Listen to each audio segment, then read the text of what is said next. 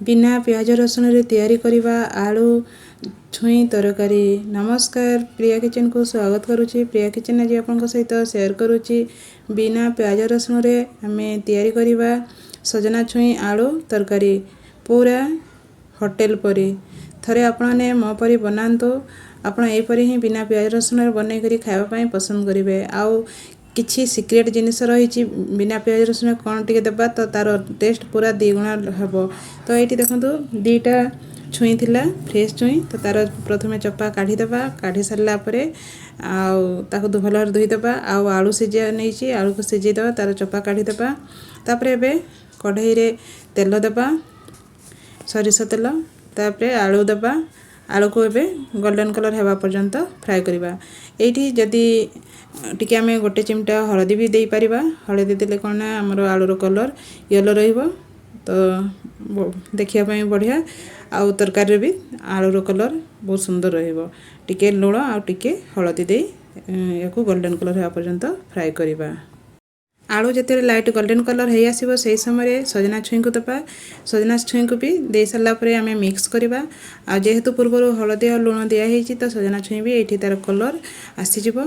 आपने सजना छुई को लुण हलदी दे टिके सिझाई भी देकी करें ये तरकारी ना यहपरी तेल भी भाजी कले बहुत बढ़िया लगे। तो मुझे आउ गोटे वीडियो मोर जाइए सजना छुईर तैयारी करी सजना छुई को सिझेई आलू को सिझेकी फ्राए करी तरकारी करी।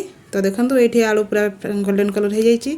आलू को प्रथम काढ़ी देछि। आउ गोटे मिनिट पर्यंत ये लड्डू मीडियम फ्लेम रे सजना छुई को भी फ्राए कली। तो ये दर सिझा हो जाइए। तो ये आउ टिके तेल देबा। तो गोटे बड़ चामच तेल देबा। तापर जीरा देबा। जीरा दे सारा ये देखो गोटे बड़ टमाटो नहीं टमाटो देबा।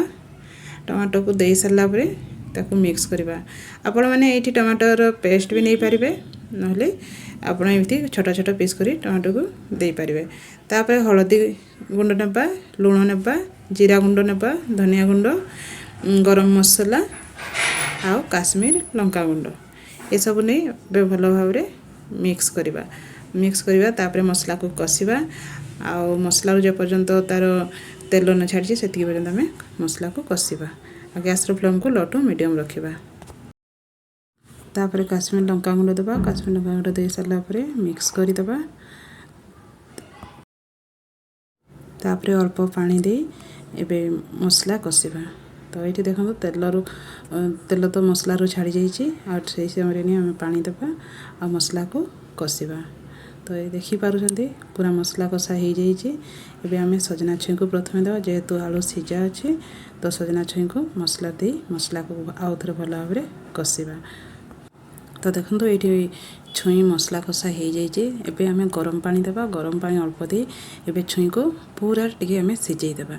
ये छुई दर सिझार टिके सिझ जाइए। आउ टिके आमे जस्ट ये फुटई देबा। तो ये देखो छुई पूरा भल भाव सिझी जाइए।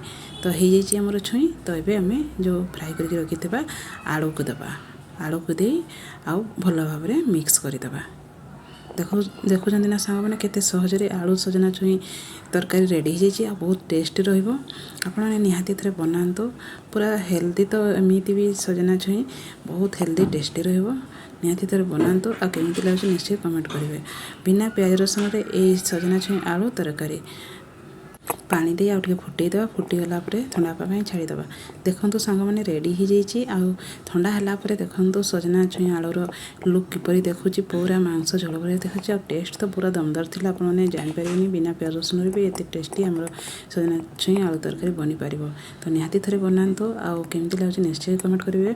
मो सजना छुईर बहुत सारा खटा मिठा सजना छुई भजा कर बहुत राई भी बहुत सारा अच्छी।